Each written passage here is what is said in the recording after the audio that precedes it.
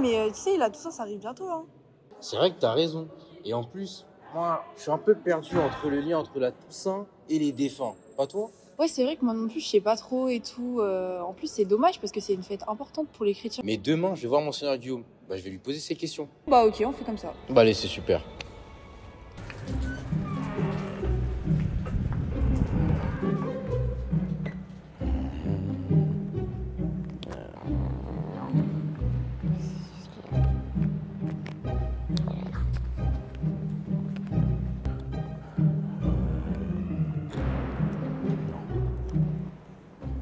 Ah, Monseigneur Guillaume. Ah, Bonjour. Anthony, Vous quelle tombez- joie de te voir. Ouais, moi aussi, vous tombez à pic, parce que j'avais des questions à vous poser. Ça a toujours des questions, je vois. On approche de la Toussaint, et moi, j'aimerais savoir à quoi ça sert d'avoir un saint patron.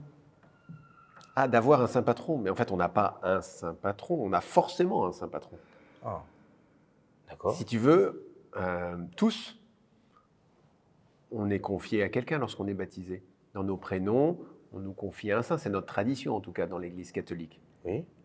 Et donc, on a un saint à la prière de qui on est plus spécialement confié. On peut même en avoir plusieurs. Qu'est-ce que ça change spirituellement, en fait, c'est la question. Oui. Qu'est-ce que ça change spirituellement d'avoir un saint? Mais en fait, les saints, c'est ceux dont on sait, dont on est sûr, quand on les canonise, qu'ils sont auprès du Seigneur, qu'ils sont déjà dans la vie divine. Et comment on le sait? C'est qu'ils l'ont manifesté par un miracle. Quand on est canonisé, c'est parce qu'on peut attester qu'il y a eu un miracle à la prière de ce saint. Et donc, si on confie nos vies à un saint, eh bien c'est parce qu'on sait qu'il est auprès de Dieu, dans la vie divine, qu'il partage la vie du Père, du Fils et de l'Esprit Saint, et que donc on peut s'adresser à lui, on peut lui confier nos demandes, simplement parce qu'il est auprès du patron. Il parle à l'oreille du patron. Tu vois? Donc il se tourne vers Jésus et lui dit « Ah, mais Anthony, là, il a du mal, il faut l'aider. » Je le fais en simple, mais... Donc il prie pour nous constamment? Exactement. Ah, d'accord. D'accord. Mais quel est le lien entre la fête de la Toussaint et de visiter nos Alors défunts? la fête de la Toussaint, d'abord, c'est la fête de tous les saints. Oui. Parce qu'il y a ceux qu'on connaît. Tu vois, derrière moi, j'ai Carlo Acutis. Il a été canonisé il y a quelques jours, enfin quelques semaines maintenant. Mais je l'ai derrière moi parce qu'à la cathédrale à Meaux, on a la chance d'avoir une relique de Carlo Acutis. Donc les gens peuvent venir dans la chapelle des jeunes où on se trouve, prier Carlo Acutis. Parce que la relique, elle le rend proche de nous. Je trouve que c'est un cheveu de Carlo Acutis, c'est tout petit, mais c'est une manière de l'avoir avec nous. Et donc il prie pour nous. Mais donc Carlo, on le connaît. Et il a fait un miracle. Et donc c'est pour ça qu'on peut dire qu'il est auprès du Seigneur. Mais il y a plein de saints qu'on ne connaît pas. Et on n'a jamais pensé à leur demander de faire des choses pour nous. Des saints dans nos familles. Telle grand-mère, très pieuse et très sainte dans sa vie, très droite. Sans doute elle est déjà auprès de Dieu. Et donc à la Toussaint, on célèbre tous les saints connus, mais aussi tous les saints inconnus.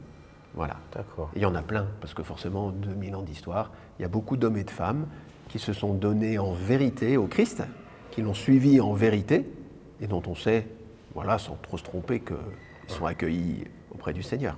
Et alors tu dis, le lien avec la fête des morts. Oui. Mais il n'y a pas de fête des morts. Le lendemain de la Toussaint, on prie pour les défunts. On ne fait pas la fête des morts, mais on prie pour les défunts. Ça veut dire que on est tous appelés à la sainteté.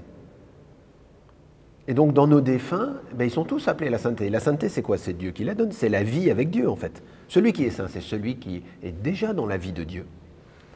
Et donc, nous, on croit que tous, on est appelés à être saints parce que tous, on va être dans la vie de Dieu. Alors peut-être qu'entre les deux, on a un peu de purgatoire parce qu'il y a des choses à purifier dans nos vies. Donc on va prier pour nos défunts pour qu'ils soient dans la vie de Dieu, pour qu'ils deviennent finalement saints. Donc c'est un moment de tristesse ou de joie? C'est un moment entre deux, parce que quand on pense à nos défunts, et s'ils sont proches en plus, il y a toujours un petit peu d'émotion, de tristesse. Mais en même temps, c'est un moment d'espérance, parce qu'on fait confiance à la miséricorde de Dieu pour qu'il les accueille dans la vie divine. D'accord. Et donc, on prie pour eux en ce sens. On demande à Carlo de prier pour les jeunes qui ont un peu de mal à se convertir, qui viennent de mourir, pour qu'ils soient quand même accueillis dans la vie de Dieu. Pour que la miséricorde de Dieu, elle soit grande, hein, mais elle est immense, la miséricorde de Dieu, et qu'ainsi, ils aient quand même part à la vie divine. Parce que nous, on n'a aucun intérêt à ce qu'il y ait des gens en enfer. Ah oui. Les gens, Sûr. on veut qu'ils connaissent l'amour de Dieu, on veut qu'ils partagent l'amour de Dieu. Tu vois? Et donc c'est ça qui est important, c'est que nous, notre espérance, c'est que le plus grand nombre accueille l'amour de Dieu, accueille la miséricorde de Dieu et partage la vie divine. Donc, avec tout ça, quel modèle de sainteté pourrait nous inspirer? Bah, t'en as plein, à travers tous les siècles.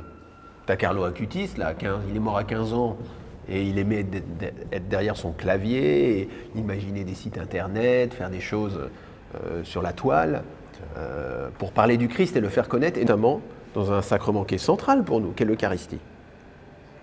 Donc voilà. Mais après, à chacun son saint d'une certaine manière. Et ça rejoint un peu la spiritualité de chacun. Qui Saint François, qui Sainte Claire, qui Sainte Thérèse de Lisieux, qui Sainte Mère Teresa de Calcutta. Et puis alors, là, on a plein d'exemples en plus féminins aussi. Il y a des femmes extraordinaires qui ont fait grandir la vie de l'Église et qui méritent à être connues. Alors en conclusion, si je comprends bien, on est tous appelés à être saints. Exactement, tu comprends bien Anthony. La sainteté, elle est au cœur de l'Église, on est tous appelés à être saints. Et c'est pour ça que la Toussaint, c'est notre fête à tous. Alors bonne fête Anthony, Bonne et fête joyeuse à Toussaint. Merci, bonne fête à vous.